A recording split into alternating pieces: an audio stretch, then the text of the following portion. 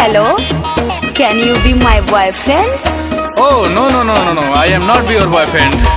आजकल इस दुनिया में कौन सच्ची मोहब्बत करती है? दिल लगाना दिल तोड़ देना, ये तो लड़कियों की फितरत होती है, फितरत होती है।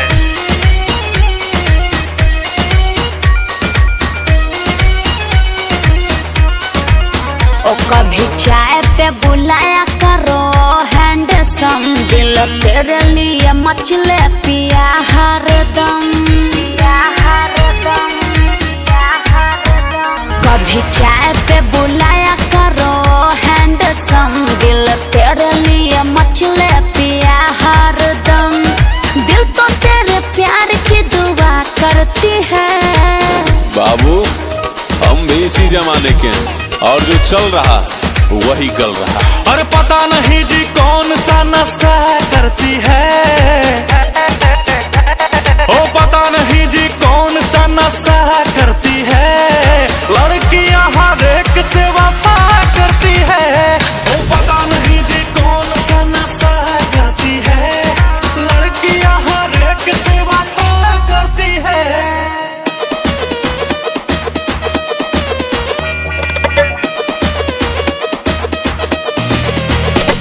मेरा जान मेरा सोना मेरा बाबू कह के आती है, गोरे काले का भेद नहीं सब जगह ये दिल लगाती है। पहले एटीएम फिर गैस फिर पेटीएम ये करवाती है, खत्म हो जाए पैसा तो फिर भाग चली जाती है। ऐसा नहीं है बाबू, सुनो ना, हर लड़की एक जैसी नहीं होती।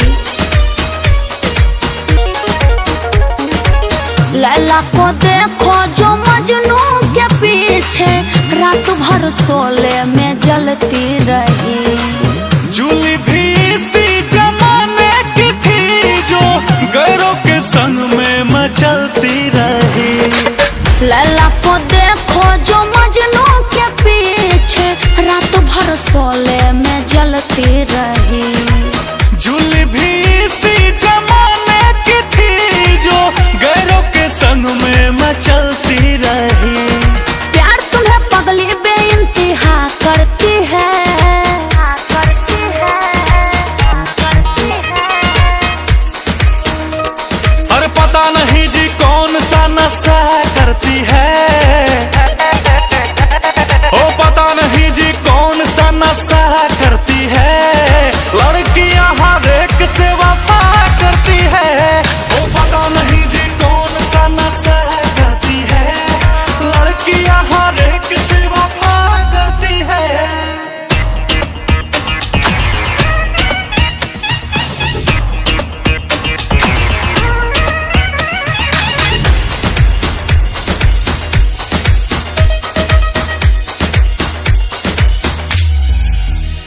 हर जगह ये होती चर्चे हैं, करवाती बहुत ये खर्चे हैं। कभी मॉल कभी हॉल कभी शॉपिंग वॉपिंग करती है। जब जेब ढीली हो जाए फिर पतली गली निकलती। हाँ जी पतली गली निकलती, पापा पतली गली निकलती है। ओहो, तुम समझते क्यों नहीं हो, मैं वैसी नहीं हूँ। दिल से प्यार करो तुमसे सोना, दुनिया से क्या लेना देना है।